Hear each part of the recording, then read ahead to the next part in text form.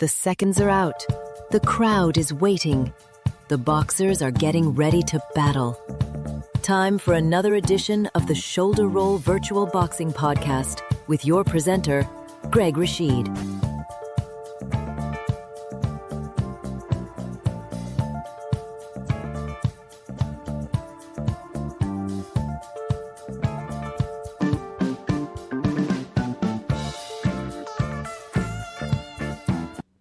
Swaddy krop to everyone out there, which means hello in Thai.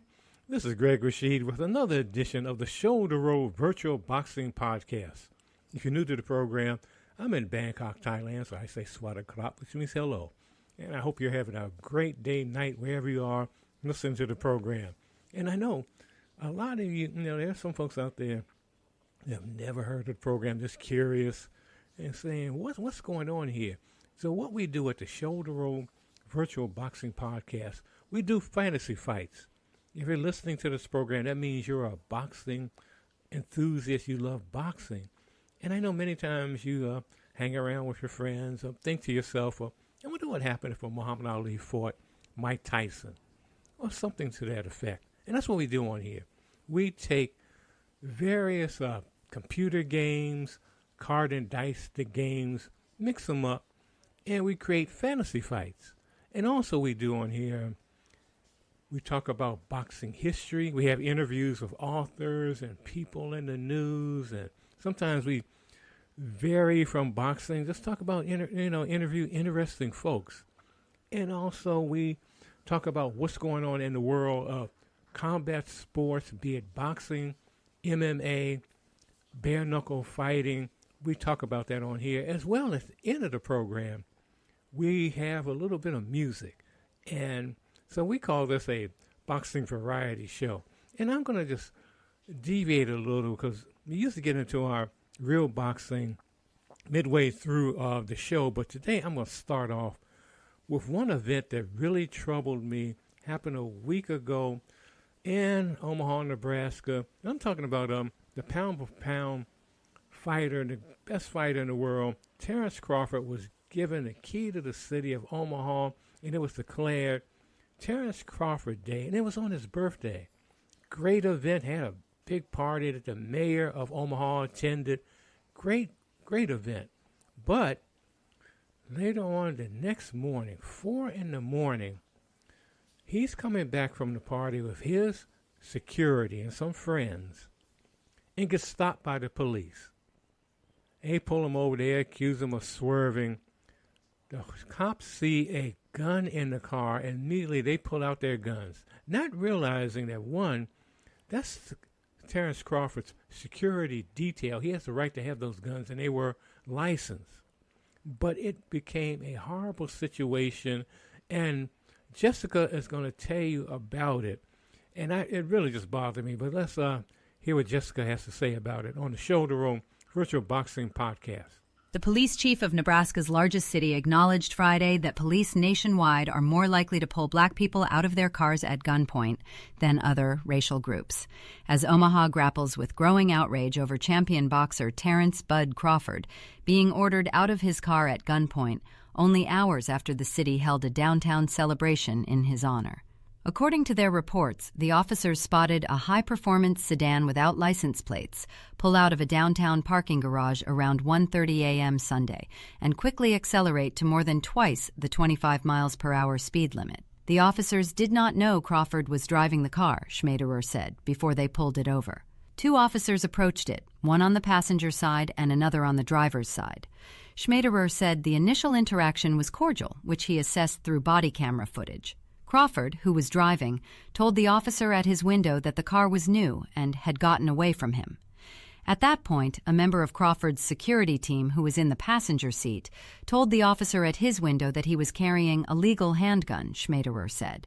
Crawford, who was leaning over the car's console, told that officer he also had a legal firearm, but the officer at the driver's side window didn't hear that exchange, Schmaderer said. That is when the officer on the driver's side spotted Crawford's gun on the floorboard by his feet, pulled his service weapon, and ordered Crawford and 3 other people out.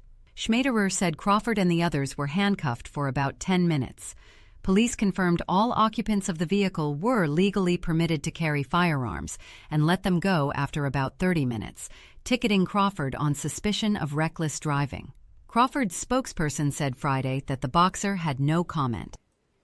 30 minutes is a lifetime when you're dealing with the police, and it's just, oh, God. I hope that we're gonna follow up this situation. I hope everything is resolved in some way, but if you have had that experience, and I've had the experience, and I can tell you real quickly, and by the way, a lot of you folks are listening every Sunday afternoon at 3 p.m. Mountain Time on KUHS, Denver.com, created by the one and only Henry Archuleta, and I got to say hi to all my friends in the Colorado region. But I had a number of experiences in Colorado with the police on nothing charges. I came out of 24-hour fitness. This is back in like 2010. And it was like about 6:30 in the morning, because I used to like to go to the gym early. And I'm driving out of there, and a cop stops me. A Glendale police officer, because I was in Glendale. And he looks like Barney Fife on the Andy Griffith Show. And anyway, he pulls me over and says, one of my lights in the back is not working. And that's nothing. And I didn't even realize. I said, okay, I'll take care of it. But he got really, just kind of arrogant and pushy. And next thing I know, every cop, it seemed like, in Glendale was in that parking lot at 24-hour fitness on Colorado. And they were like, they were getting ready to draw their guns. They were looking at me crazily. And if I had made any weird move, I wouldn't be talking to you right now. But they ran a check on me, saw my plates were clean. Everything was clean. Looked at my license. Everything was all right. But it was scary. It was very scary. And there was no need to have all those cops because my back light was no longer working to do that. But it happens. Stuff like that happens. And I could tell you more stories, but this show is not about that. But I just, was so upset about that happening to Terrence on his birthday, on the day he's given the key to the city. The day is declared Terrence Crawford Day. It's awful, but that's America. In many cases, especially for black men, brown folks, wrong place, wrong time. You don't know what happens. It's a shame. But anyway, what we're going to do now, we're going to get into our featured fight. And today it's going to be a featherweight fight. And this is going to be between Prince Hamed versus Willie Pep. And this should be a barn burner. This should be really something. And Willie Pep fascinates me because when some of the books I have, they consider him one of the best, if not the best fighter of all time. And I don't get it. I've seen old films of him. Yes, he's a great defensive fighter, very fast. But my question has always been, if he's one of the best ever, how come Sandy Sadler, who beat him 3 out of 4 times, is not even on the pound-for-pound list of one of the best ever?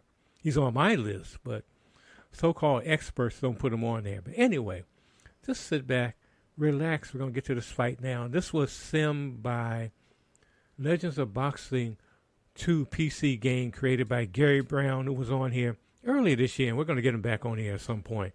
But sit back and relax as we do the Hamed versus Pep fight.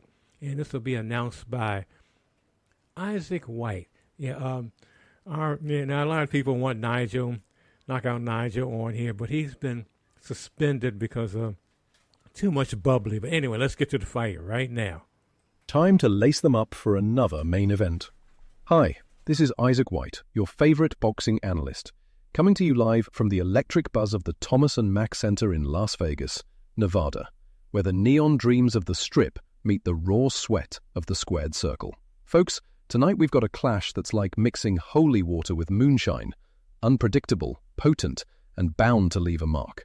In the featherweight division, it's the flamboyant prince from Sheffield, Naseem Hamed, against the ghostly wizard from Connecticut, Willie Pep. This ain't just a fight. It's a time machine tango between the showman of the 90s and the defensive dancer of the 40s, dusted off for one more waltz under these bright lights. The air's thick with anticipation, the crowd's a sea of sequins and skepticism, and the ring smells like destiny and liniment. But before the bell clangs like a gambler's last quarter in a slot machine, let's rewind the tape on these two legends who've turned glubs into gold. First up, Naseem Hamed, the man they call Prince for good reason. Born in 1974 to Yemeni parents in the steel-hearted city of Sheffield, England, Naseem was slinging punches before he could properly spell his name. This kid turned pro in 1992 at just 17, and oh boy, did he arrive like a fireworks show at a funeral. Undefeated in his first 31 fights, all but a handful by knockout, Hamed captured the European bantamweight title in '94 and stormed into featherweight glory the next year, snatching the WBO strap from Steve Robinson in an 8th-round demolition that had promoters drooling. By 1998, he was lineal champ, holding IBF, WBC, WBO, and WBA belts like a kid hoarding candy at Halloween. But it wasn't just the power, 86% knockout ratio, folks, that made him a phenom. It was the flair. Naseem's southpaw stance, those hip-swiveling feints, and showboating antics turned fights into spectacles. He'd moonwalk mid-round, bow to opponents like a Shakespearean villain, and land bombs that echoed like thunder in a teacup. Life's like that, ain't it? You can be the king of the ring, but one wrong strut, like his 2001 loss to Marco Antonio Barrera, and the crown slips. Retired in 2002 at 36-1 with 31 KOs, Hamed's legacy is a reminder. Boxing's a circus, and sometimes the clown steals the show. Now, turn the clock back to the golden age of grit. Willie Pep, the Will O' the Wisp, born Guglielmo Papaleo in 1922 to Italian immigrants in gritty Middletown, Connecticut. This featherweight phantom started as a pro in 1940, a scrawny 17-year-old with feet quicker than a politician's promise. Pep rattled off 63 straight wins before tasting defeat, but that was just the appetizer. By 1942, at 20 years old, he dethroned Chalky Wright in a 15-round unanimous decision to claim the New York State featherweight title, the real deal back then, and held world honors twice, from 42 to 48, and a comeback snatch in 49. Over a staggering 26-year career, Pep boxed 241 times, racking up 229 wins, 11 losses, 1 draw, and 65 knockouts, logging more rounds, 1,956, than most fighters log excuses. They called him the defensive mastermind because he didn't just dodge punches, he made opponents punch shadows, slipping shots like a greased eel in a baptistry. Famous for that 1943 rematch with Chalky Wright, where after a plane crash sidelined him, Pep won a decision without landing a single punch. Talk about life's plot twists. Pep fought till 66, even into his 40s, embodying the blue-collar heart of boxing. You don't win every round, but you dance through the storm. Hall of Famer, folks. The man who proved you can float like a butterfly and sting like a rumor. The introductions are done. The national anthems have stirred the souls. And here we go. The referee gives the nod. The bell rings for round one.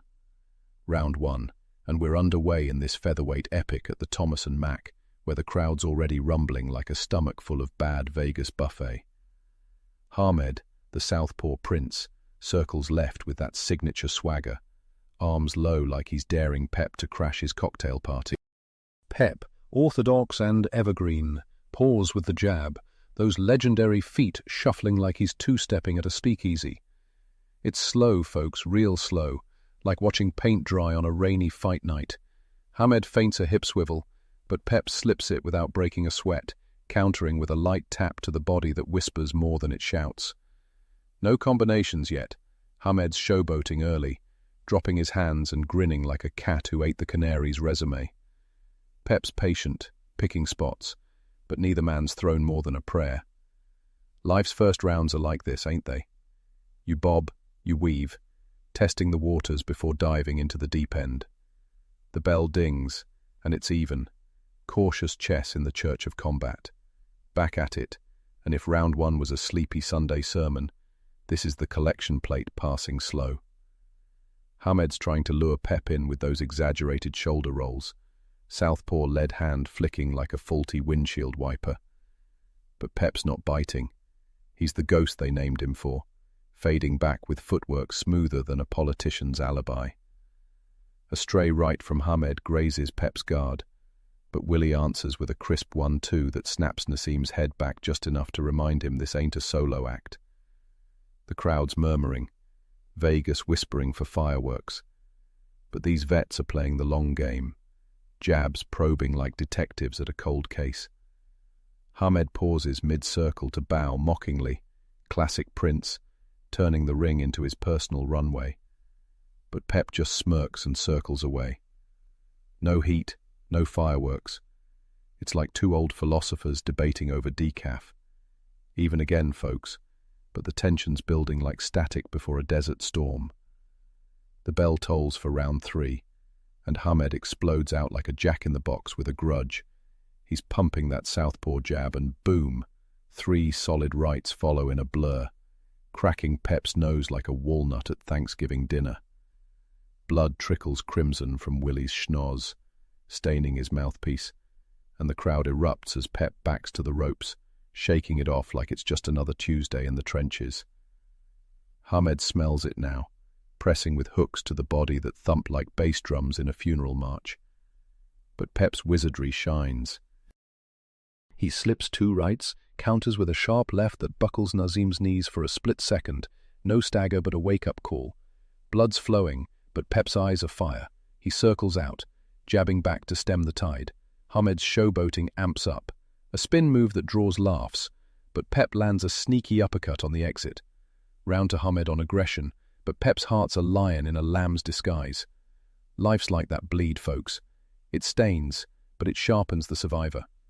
Pep's nose is plugged like a faulty sink as round 4 begins, but he's adapting to that tricky southpaw stance, slipping Hamed's angles like dodging rain in a monsoon. Naseem's feinting wild, dropping low for body shots that whistle past, but Willie's counter-jabbing now, peppering the Prince with rights that sting like bee stings at a picnic. Hamed responds with flair, a shoulder shrug and a half-hearted bolo punch that misses wide, drawing chuckles from the front row. Pep's busier, folks. Those feet a blur, landing triples where Hamed showboats singles. No big shots, but Willie's volume's up, chipping away like a sculptor on marble. Hamed lands a glancing left hook, but Pep rolls under and fires back to the ribs.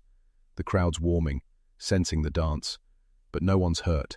It's chess with fists, and Pep's knight is forking the king. Close, but Pep edges it on activity. Hamed's style's flashy, but flash don't always fetch the win. Hamed's turning up the theatrics as the 5th begins. He moons the crowd after a missed swing, gloves low like he's hailing a cab in traffic. Pep don't flinch. He weaves that southpaw puzzle, orthodox right cracking Naseem's jaw with a thud that echoes like a dropped mic. Blood from Pep's nose smears the canvas, but Willie's landing more. Jabs, crosses, body taps, outworking the Prince like a factory shift while Hamed poses. A solid Hamed uppercut sneaks in, rocking Pep's head back, but no stagger. Willie clinches smart, whispering something that makes Naseem laugh mid-hug. It's tactical tango, folks. Pep's defense a fortress, Hamed's offense a fireworks factory on holiday.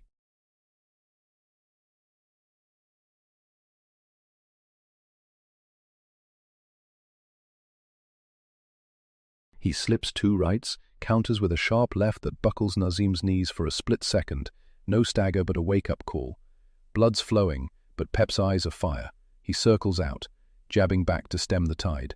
Hamed's showboating amps up, a spin move that draws laughs, but Pep lands a sneaky uppercut on the exit. Round to Hamed on aggression, but Pep's heart's a lion in a lamb's disguise. Life's like that bleed, folks. It stains, but it sharpens the survivor. Pep's nose is plugged like a faulty sink as round 4 begins, but he's adapting to that tricky southpaw stance, slipping Hamed's angles like dodging rain in a monsoon. Naseem's feinting wild, dropping low for body shots that whistle past, but Willie's counter-jabbing now, peppering the Prince with rights that sting like bee stings at a picnic. Hamed responds with flair, a shoulder shrug and a half-hearted bolo punch that misses wide, drawing chuckles from the front row. Pep's busier, folks. Those feet a blur, landing triples where Hamed showboats singles. No big shots, but Willie's volume's up, chipping away like a sculptor on marble. Hamed lands a glancing left hook, but Pep rolls under and fires back to the ribs. The crowd's warming, sensing the dance, but no one's hurt. It's chess with fists, and Pep's knight is forking the king. Close, but Pep edges it on activity. Hamed's style's flashy, but flash don't always fetch the win. Hamed's turning up the theatrics as the fifth begins. He moons the crowd after a missed swing, gloves low like he's hailing a cab in traffic. Pep don't flinch. He weaves that southpaw puzzle, orthodox right cracking Naseem's jaw with a thud that echoes like a dropped mic. Blood from Pep's nose smears the canvas, but Willie's landing more. Jabs, crosses, body taps, outworking the prince like a factory shift while Hamed poses. A solid Hamed uppercut sneaks in, rocking Pep's head back, but no stagger. Willie clinches smart, whispering something that makes Naseem laugh mid-hug. It's tactical tango, folks. Pep's defense a fortress, Hamed's offense a fireworks factory on holiday. Volume favors Pep again, those counters crisp as autumn leaves. Hamed's showboating's entertaining, but it's like bringing a peacock to a pigeon race, pretty, but not pulling ahead. Pep takes it, narrow but earned. Pep's nose is a faucet to begin round 6, but his engine's purring. Circling Hamed's southpaw south, landing a 4-punch flurry that backs the prince to the ropes for the first time. Naseem fires back with spite, a looping left that grazes Pep's temple, but Willie's slipping like oil on water, countering with hooks that thwack the body like meat tenderizers at a barbecue. Hamed's flare flares, a spin away from a Pep jab, followed by a mock curtsy that has the Vegas faithful howling, but it's costing him. Pep's busier, outlanding 20 punches to 12 easy, those orthodox rights exploiting the angle like a mechanic finding the loose bolt. No hurt, no drama, just workmanlike war. Life's 6th rounds remind us, showmanship's fun, but sweat equity seals the deal. Pep again, building momentum like a snowball in hell. The prince has a real determined look on his face as round 7 begins. Playtime appears to be over. He bulls forward, southpaw jab snapping Pep's head like a whip crack. But Willie pivots ghost-like, answering with a straight right that bloodies Naseem's lip in retaliation. I believe I spoke too soon as the prince is showboating through it, dropping into a mock squat after a miss, rising with a haymaker that whistles harmless. But Pep's adapting, his feet a metronome, landing combos that pepper like hail on a tin roof. Blood's mixing now, canvas a abstract painting, but neither man's wobbling. It's mutual respect in motion. Hamed sneaks a body hook that folds Pep slightly, drawing a gasp, but Willie clinches and resets. Crowds split, boos for the antics, cheers for the chess. Pep's volume edges it once more, those counters carving slices from Hamed's ego. Like life's detours, folks, the flashy path dazzles, but the steady stride gets you home. I think Pep has finally figured out the prince as we begin round 8. Pep is feinting high, dipping low for bodywork that thumps Hamed's ribs like bass at a block party. Naseem's retort? A theatrical backpedal into a split, followed by a wild right that clips Pep's shoulder, but Willie's unfazed, jabbing back triples that swell the prince's eye just a touch. Despite his eye swelling, Naseem is all entertainment. Hamed bows to his corner mid-round, gloves framing his grin. He keeps pointing at his chin, daring Pep to punch him. Pep gives him what he wants by throwing a dazzling combo that rocks Hamed on his heels. Hamed is laughing at Pep, but at ringside you can tell Hamed felt those blows. Pep lands a left to the ribs and 2 sharp left jabs to Hamed's eye. The prince has decided to not throw anything this round. He would rather audition for Dancing with the Stars in this round than fight. The crowd is laughing at Hamed's antics, but also booing him for not fighting. Pep easily won the 8th. The prince has a serious look on his face once again. I think his corner informed him that he is blowing the fight. Hamed digs deep, channeling that Sheffield steel, southpaw combinations flowing like a street fight in the rain. a left hook snapping Pep's head sideways. But Willie's roll and counter game is poetry, orthodox right crashing back like a rebounding boomerang. Blood's flaking off gloves, but no one's buckling. Pep's busier still, weaving through feints to land uppercuts that lift Naseem's chin. The prince spins away dramatically after a miss, drawing ironic applause, but it's hollow. Pep's volume's a drumbeat, Hamed's flair a solo flute. A glancing Hamed right tests Pep's chin, solid but no shake.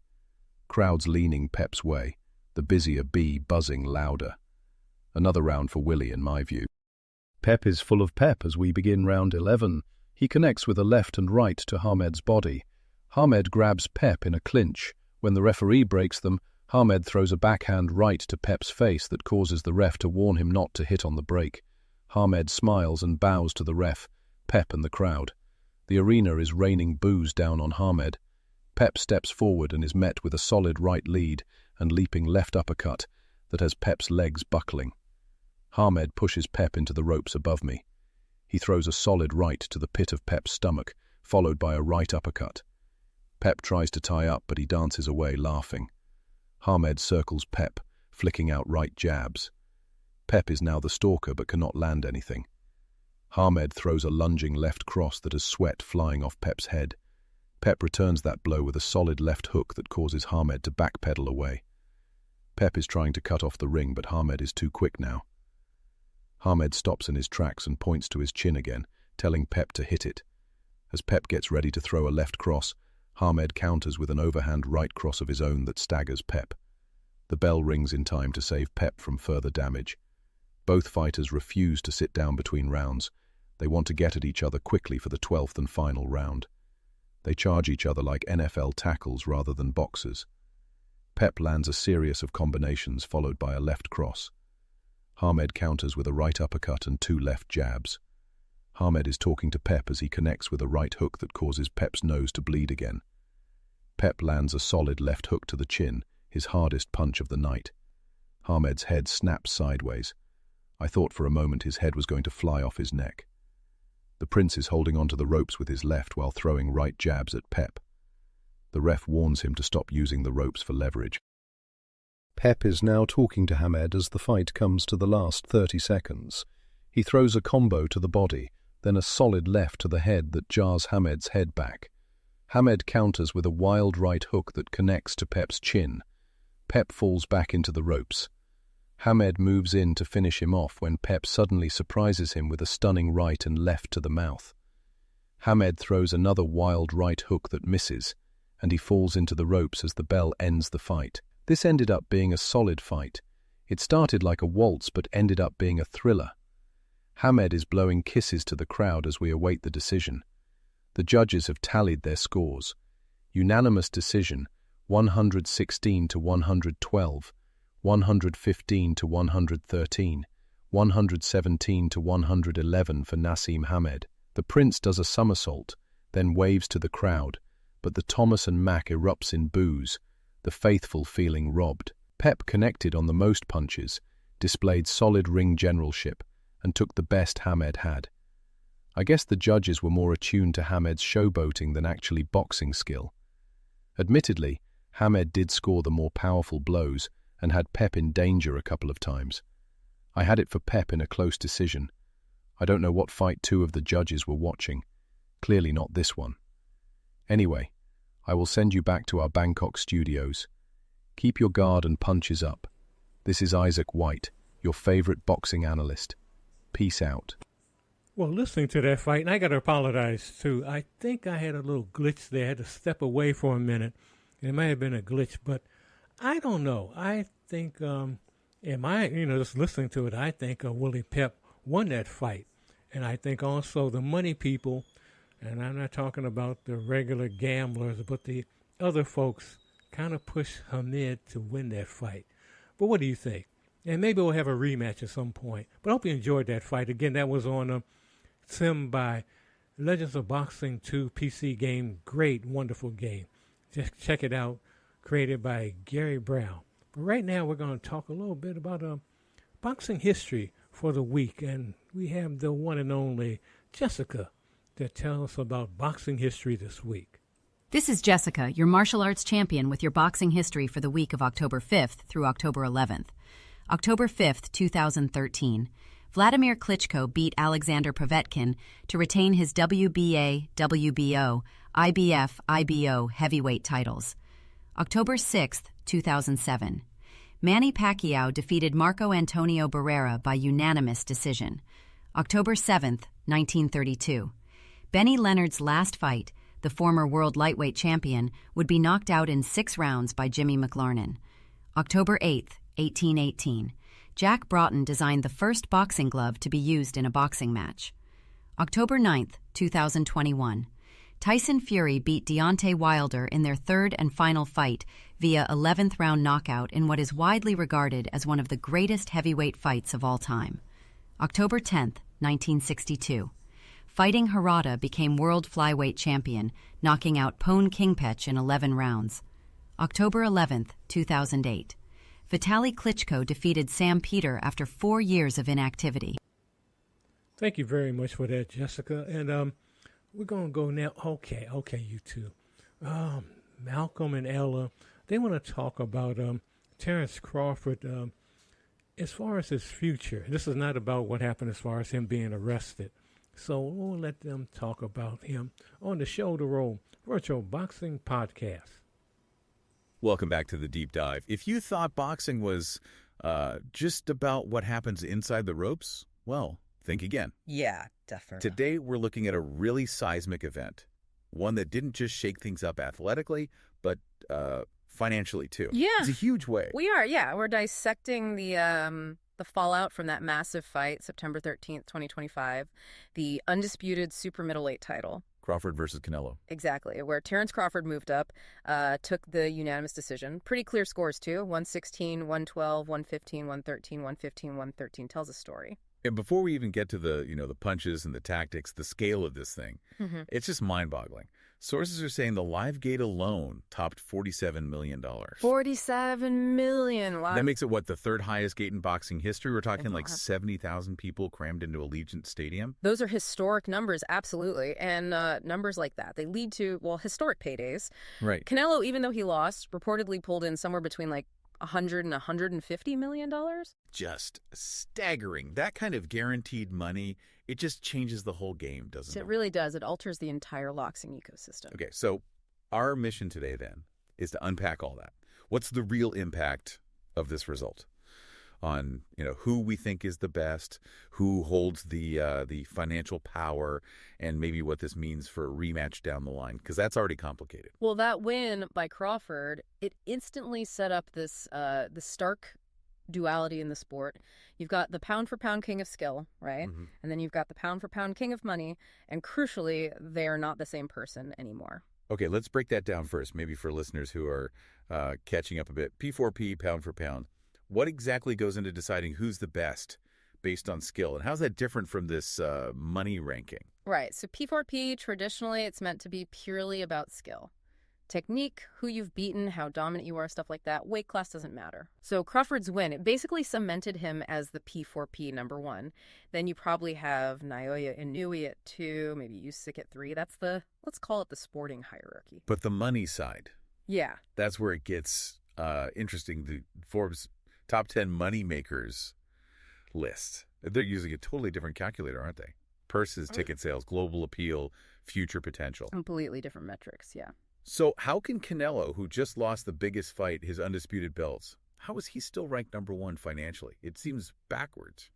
It does seem counterintuitive, right? But Canelo's global brand, his reach, it's just undeniable. Sources pointed out like 40 million people globally watched that Crawford fight just on Netflix. Thanks, William. So he keeps that financial top spot because he can still command these massive 9-figure deals, especially in North America. He's basically a financial institution, you know, even after a loss. And Crawford's stock must have gone through the roof. He was the B-side technically going in. He absolutely was. His declared purse was, around $10 million? But sources are suggesting he probably made way, way more than that. Multiples, probably, with the gate and PPV share. Right. So that win, plus the event's success, it just vaulted him up to number 2 on that money list. Showed he can pull huge numbers, too, with the right dance partner. Okay, but here's where it gets really, really strange for me. number 3 on this moneymaker list. It's someone who, by boxing standards, isn't even close to the top 10 skill-wise. Jake Paul. Jake Paul. How does that work? Well, you got to look at it through a different lens, maybe. Spectacle versus sport. Jake Paul is, like you said, nowhere near a top P4P boxer. But he's number 3 financially because he's just a phenomenal money spinner. Phenomenal is right. The Mike Tyson fight, 108 million global viewers on Netflix. Yeah, compare that. 108 million for Paul Tyson versus 40 million for Crawford Canelo. Arguably the pinnacle of the sport right now. That gap is huge. Strategically, why is Paul's model just so much more effective at generating sheer eyeballs and revenue than the absolute highest level of boxing skill? It really comes down to spectacle marketing, I think. Paul taps into a totally different massive audience, uses his social media fame, picks opponents with name recognition, even if they're, past their prime, like Tyson. It generates buzz that sometimes elite tactical boxing just struggles to match. And the money follows the buzz. Absolutely. He reportedly made low $30 million for the Tyson fight, and now he's talking about a $50 million payday for this upcoming exhibition against Tank Davis. Which is already getting called a farce, right? Because of the weight difference, like 60 pounds. Yeah, it's hugely controversial, but the money's likely there. It just really hammers home how much talent and pure cash have diverged at the top. It really does. Yeah. So who else is on that money list? Briefly. Well, Usyk's up there at number 4. Made a reported $130 million for his Dubois rematch, which helps. Wow. Then you've got Fury at 5, Anthony Joshua at 6. Still massive draws, especially in the UK, pulling in 8-figure paydays. Still big names. And kind of surprisingly, Manny Pacquiao's back on the list at number 8. Came back, notched another 8-figure payday himself. The money is just, it's everywhere for these huge fights. Incredible. Okay, let's switch gears, though. All this talk about money, it raises a big question for Crawford, doesn't it? Why take the massive risk against Canelo when maybe easier money is elsewhere? Let's get into that legacy debate. What was his reasoning? Crawford's whole thing, his position, is that he was choosing historical greatness over comfort, over the easy path. He keeps talking about big risk, big reward, right? Moving up 2, maybe even 3 weight classes, beating a guy like Canelo decisively. He thinks that cements his legacy for centuries. He actually said the achievement meant more than the money. Okay, but then you have the critics. Yeah. And the sources highlight this really cynical view. If it's such a great achievement, why are people calling it superficial or even vulture-like? That's a pretty harsh term. What's the basis for that? It comes down to timing, mostly, and this idea of strategic opportunism. The critics argue Crawford basically waited until Canelo seemed vulnerable. 35 years old, 20 years of tough fights, maybe looking a bit slower after the Bivol loss a few years back. Mm-hmm. So the vulture label implies he kind of circled, waited for the prey to weaken, then struck. Calculated the move to minimize his own risk while maximizing how it looked for his legacy. That definitely puts a different spin on it. So if beating this version of Canelo isn't enough for some people who the critics say Crawford needs to fight now to really shut them up, to cement that undisputed legacy. Well, the names they throw out are pretty formidable, mostly guys at or just above super middleweight. They're talking David Benavidez. The big one everyone wanted for Canelo. Exactly. Dimitri Bivol, who already beat Canelo. Yeah. Then maybe guys like Christian Nobili, Osleys Iglesias, Lester Martinez. These are the current sharks in those waters, around 168, 175. Okay. But still, Crawford's current resume. Canelo, Errol Spence Jr., Sean Porter, Kell Brook, Gamboa. That's still an incredible list, even with the scrutiny. Oh, absolutely. It's a fantastic resume. But the microscope is always out at this level. And that scrutiny, it kind of leads us right into the next complication, the rematch. Yeah, which the sources seem to think is almost inevitable financially, right? Even if maybe not athletically needed. That seems to be the feeling. But there's a snag for Canelo's usual timeline. He fights pretty regularly to meet those contract demands, but something just came up. The injury. Exactly. The big news right after the fight, Canelo needs elbow surgery. We don't know for sure if he was hurt going in, but the result is clear. So his planned return, February 2026 in Riyadh, that's off. Yeah, that's pushed back. That date was part of his huge $400 million Riyadh season deal. Now they're saying maybe Q2 or Q3 of 2026 for his return. Okay, wait. That $400 million deal, what does a contract that massive actually demand? Why is a delay like that such a big issue? Well, deals that big usually require activity. Typically 2 major fights a year. Guarantees huge revenue for the promoters for Riyadh season. So a delay messes up the schedule, puts pressure on later. But interestingly, in this specific case, the delay might actually line things up perfectly for a Crawford rematch. How so? Crawford's taking time off too, isn't he? He is. His coach, Robert Garcia, said right away Crawford's done for 2025. Yeah. And if you look at Crawford's pattern since 2019, he usually only fights once a year anyway, and often late in the year, August or later. Oh, okay. So Canelo coming back Q2, Q3 2026. He could take maybe a tune-up fight in the summer, and then a rematch with Crawford late in 2026 becomes perfectly feasible. The injury doesn't kill the rematch, it just might sink their schedules. And the money people must be pushing hard for it already. Oh, yeah, you hear figures like Robert Garcia, Eddie Hearn. Yeah. They're already talking it up. Why? Because it would be worth a lot of money, plain and simple. Garcia even floated the idea of Crawford winning the rematch and then just retiring, right? Mm-hmm. Max money, max legacy, walk away. Yeah, he put that out there. Win again, get the massive payday, solidify the legacy claim, and hang him up. But from a fan perspective, or maybe a consumer perspective, the case against a rematch seems pretty strong too, doesn't it? Crawford won clearly. The first fight was masterful, but maybe not edge-of-your-seat thrilling. No, it wasn't a barn burner. More tactical. So why pay again for something where the outcome seems likely the same? That's exactly the argument against it in the sources. Running it back feels unnecessary. We learned the main thing. The smaller guy, Crawford, could handle Canelo's power. It didn't really bother him. Right. The consensus seems to be Crawford is just sharper, smarter, and more athletic. There's not much athletic drama suggesting a different result. So, yeah, it looks mostly like a financial play.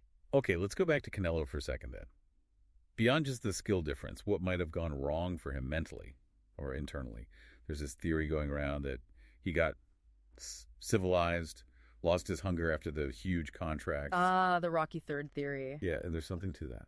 It's a classic narrative in sports psychology, isn't it?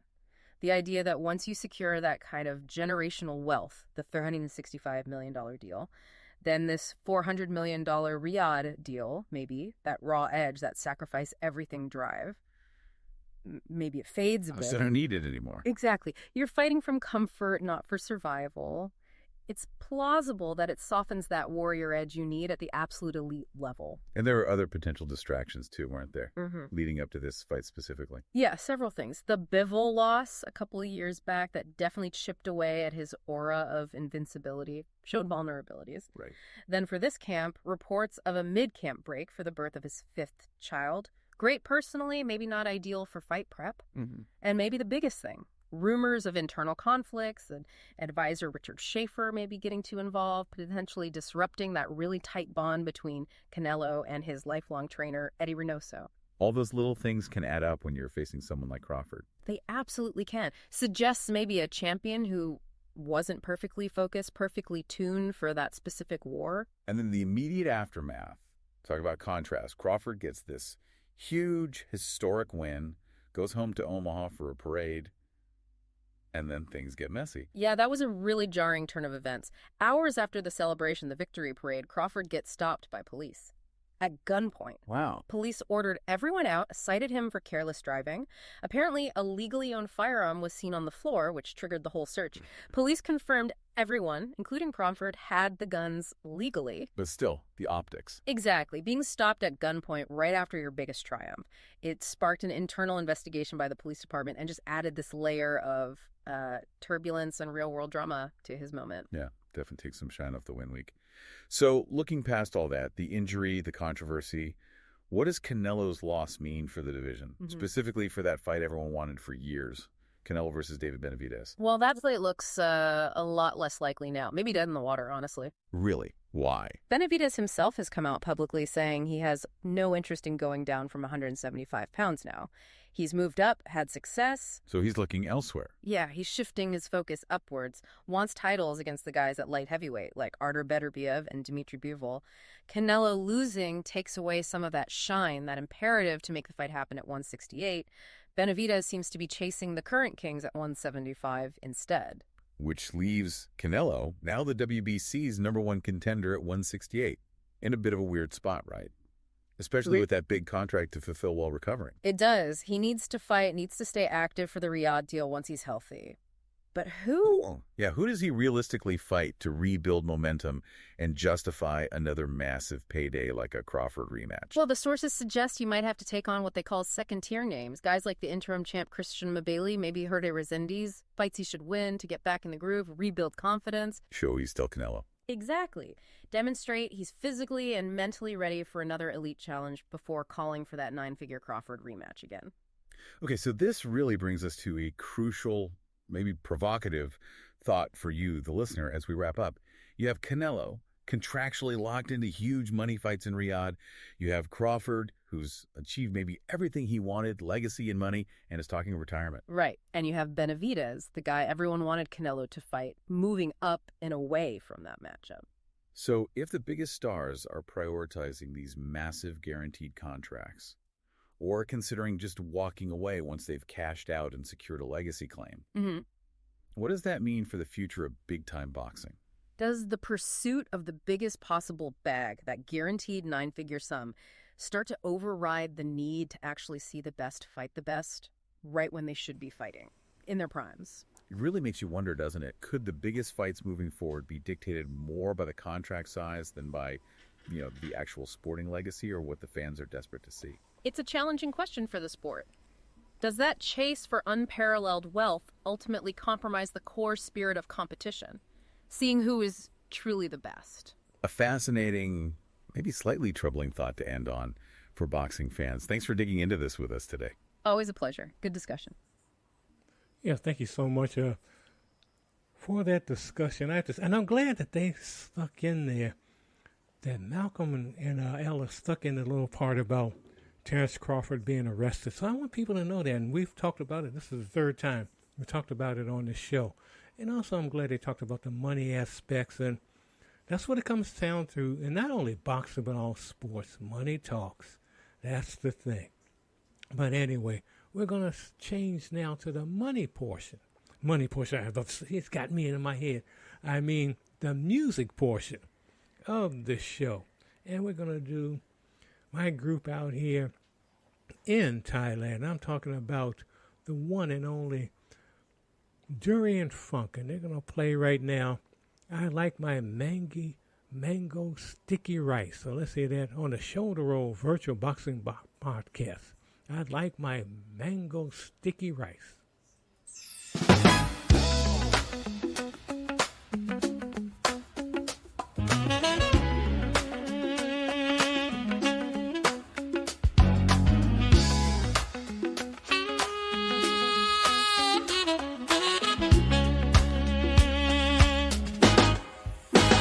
Walking through the market, heat rising high. Smell that sweet aroma under the Thai sky. Vendors got that magic, slicing mango just right. Sticky rice steaming, it's love at first bite. Coconut cream dripping, so smooth, so divine. This dish got my heart, yo, it's mine, all mine. Oh, it's calling me, that golden delight. Gonna groove with my treat in the tropical night. I like it sticky, oh so sticky, yeah. Sweet and creamy, got me feeling so nice. Sticky, sticky, love that mango spice. High priest, keep it funky with that sticky rice vibe. Golden mango shining, cut in perfect strips. Rice so glutinous, it's clinging to my lips. Sprinkle mung bean crunch, oh, it's pure desire. This plate's my rhythm, setting my soul on fire. From Hua Hin to Bangkok, every stall's a groove. Durian Funk's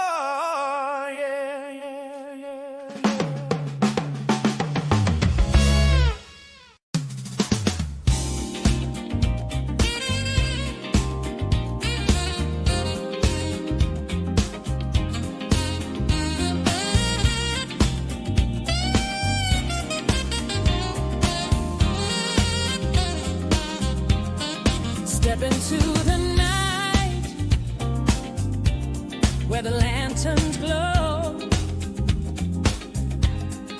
Who hands calling?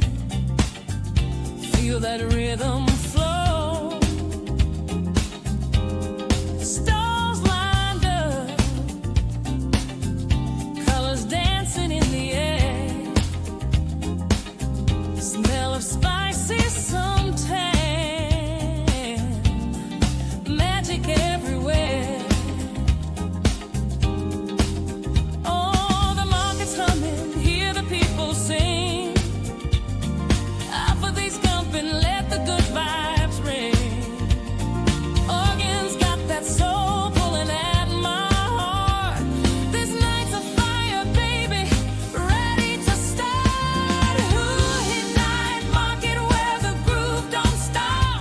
Saxophone wail and make your body pop. From the street to the stars, we're riding this beat. Who has got my soul moving my feet?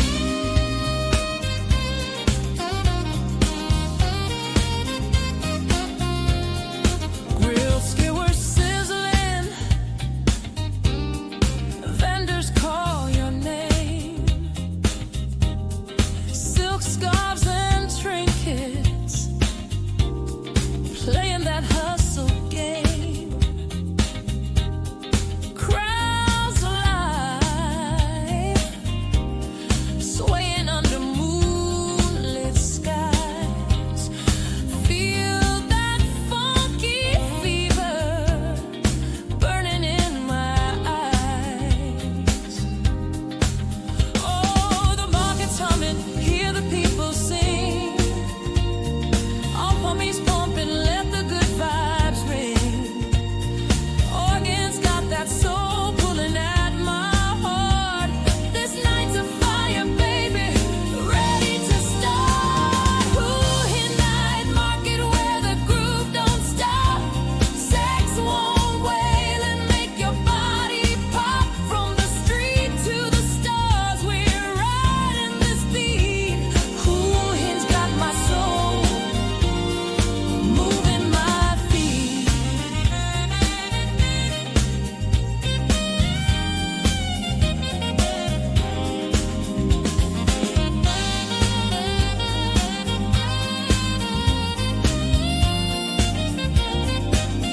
Oh, that sax is crying, singing to the night.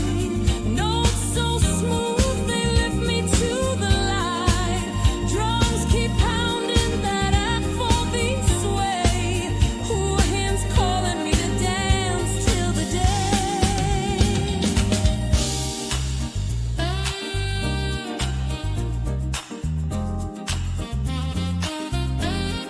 Mango sticky rice, yeah, it's sweet like a dream.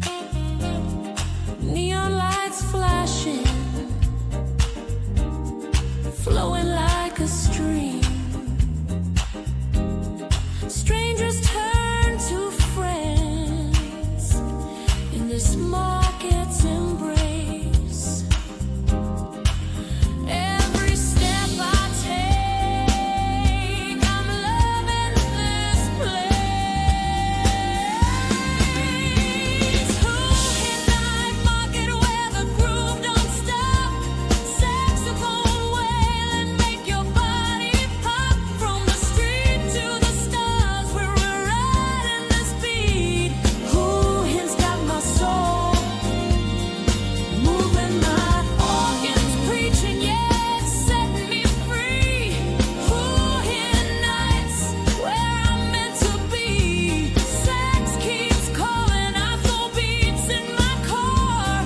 Who hit night market? I'll be back for